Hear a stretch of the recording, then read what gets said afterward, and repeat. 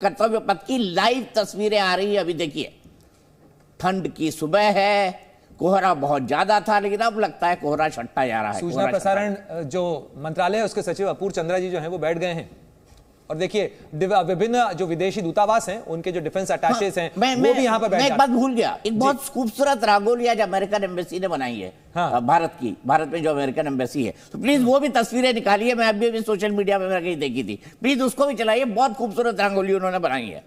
तो देखिए, अमेरिकी लोग जो है वो भारत की परंपराओं को आत्मसात कर रहे हैं। देखिए कितना बड़ा परिवर्तन है। तो देखिए, जिधर दम होता है ना उधर हम होता है। अमेरिका को सीधा अच्छी तरीके से ये पता है कि भारत के साथ रहने में इस समय फायदा है। और आप देखिए अमेरिका के कितने जो राष्ट्रपति हैं वो लगातार ये कह रहे हैं कि उनकी जो इंडो पैसिफिक की पॉलिसी है वो भारत के बिना पूरी नहीं हो सकती। और आप देखिए कि भारत की इन्वेंट्री में, भारत के शस्त्रागार के अंदर अमेरिकी जो मौजूदगी है, चाहे वो C-17 हो, चाहे C-130J हो, इसके अलावा P-8I जिसका जिक्र जो है वो स्क्वाड्रन लीडर दीक्षित कर रहे थे, ये वो तमाम चीजें हैं जो अमेरिका से आई हैं। इसीलिए अमेरिका भी अच्छी तरीके से जानता है कि जिस पड़ोसी के साथ रहने में, जिस दोस्त के साथ रहने में फायदा हो, उसका जन्मदिन अच्छे से मनाना चाहिए। और इसीलिए अमेरिका जो है बिल्कुल रंगोली वंगोली सब बना रहा है, सब कुछ दिखा रहा है। और रूस ने सनी देओल को दिखा, व्हाइट हाउस में दिवाली भी मनती है। बिल्कुल, हाँ देखा मैंने, दिवाली भी मनी। और आप देखिए दिवाली आजकल कहाँ नहीं मन रही है। ऑस्ट्रेलिया में मनी, कनाडा के कुछ इलाकों में मनी, अमेरिका के अंदर टाइम्स स्क्वायर के ऊपर जो भीड़ नजर आई, 22 तारीख को प्राण प्रतिष्ठा के दिन ऐसा लग रहा था 60 देशों से, सभी देशों में लाइव प्रसारण देखा जाना और 60 से ज्यादा देशों में पहले दिन या उसके बाद के कार्यक्रम होना, ये दिखाता है कि ये थॉट जो है, राम सिर्फ एक भगवान नहीं है, राम एक थॉट है।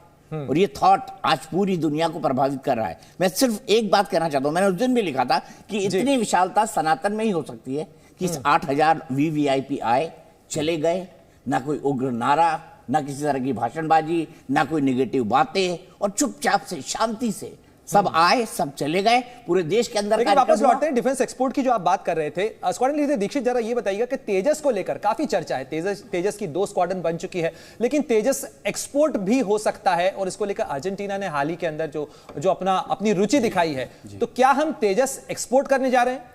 देखिए, ये कहना अभी थोड़ा सा जल्दी होगा कि हम तेजस को एक्सपोर्ट कर रहे हैं, क्योंकि तेजस अपने डेवलपमेंट से आगे निकल चुका है, एयरफोर्स में आ चुका है और हम उसको डिप्लॉय भी कर चुके हैं।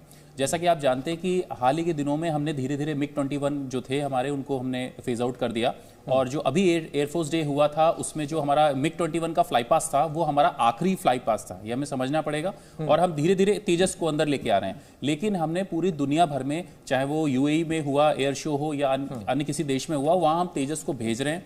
वहां पे सारे एरोबैटिक्स करके हमारे पायलट्स तेजस विमान के साथ दिखा रहे हैं दुनिया को, और वो बहुत ही ज्यादा वायरल है, पसंद किए जा रहे हैं। तो वो हमारा एक एक्शन है जिससे हम दिखा रहे हैं कि हमारा जो फाइटर जहाज है वो सबसे हल्का जहाज है, वो सारे एरोबैटिक्स कर सकता है। और वो हमारी आर्म फोर्सेस में और दुनिया को पता है कि भारतीय थल सेना, जल सेना, वायुसेना ये कई युद्धों में अपने पराक्रम को दिखा चुकी है। तकनीकी की ओर हम बढ़ते लगातार जा रहे हैं।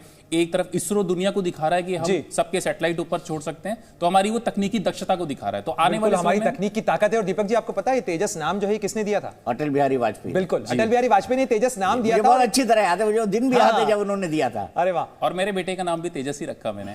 अरे वाह। और कई लोगों ने उसके बाद अपने बच्चे, और अभी हाल ही में एक फिल्म भी आई है मेरे ख्याल से, कंगना रनौत की, तेजस, उसमें भी उसका नाम तेजस है। और इसीलिए रखा गया क्योंकि अटल बिहारी वाजपेयी ने जो लाइट कॉम्बैट एयरक्राफ्ट है उसका नाम तेजस रखा था। और सुनिए, देखिए तेजस, तेज है उसके अंदर, एक ऊर्जा है।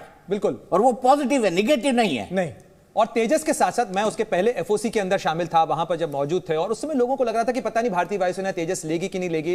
रक्षा मंत्री के तौर पर मनोहर पर्रिकर की भूमिका बहुत महत्वपूर्ण थी, क्योंकि उन्होंने इस चीज को पुश किया। उन्होंने भारतीय वायुसेना से कहा कि आपको तेजस लेना ही है। और उसके बाद जो डिफरेंस आया, कल मैं एयर चीफ मार्शल जो हैं भारतीय वायुसेना के, उनको सुन रहा था, तो उन्होंने भी इस चीज पर का जिक्र किया, VR चौधरी ने। उन्होंने कहा कि अब हम तेजस की 2 स्क्वाड्रन हो चुकी हैं, 83 का जो ऑर्डर है वो पूरा किया जा रहा है, और हम 97 एयरक्राफ्ट का ऑर्डर प्लेस करने जा रहे हैं। यानी भारतीय वायुसेना के अंदर, जैसे ये स्क्वाड्रन लीडर दीक्षित बता रहे हैं कि ये जो रिप्लेसमेंट है MiG-21 का, वो तेजी से आगे बढ़ रहा है। और अब भारतीय वायुसेना का एक मुख्य कॉम्बैट आर्म होगा तेजस। जी हाँ, बिल्कुल। और हम इनको ऐसी जगहों पे लगाएंगे जहां पर MiG-21 हुआ करते थे, वहां पर हम तेजस को लगाएंगे। और अभी भी हमारे वो डिप्लॉयड हैं।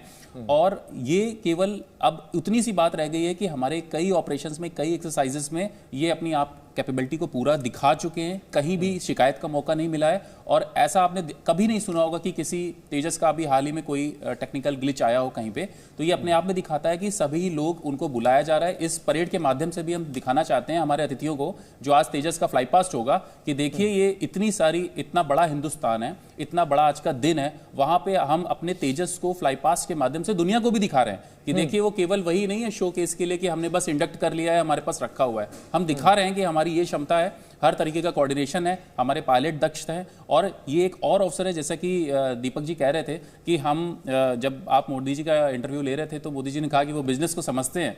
तो this is the actual point where we are showcasing our capability, our own equipment. और जयपुर की ब्रांडिंग तो मोदी जी ने कर दी है।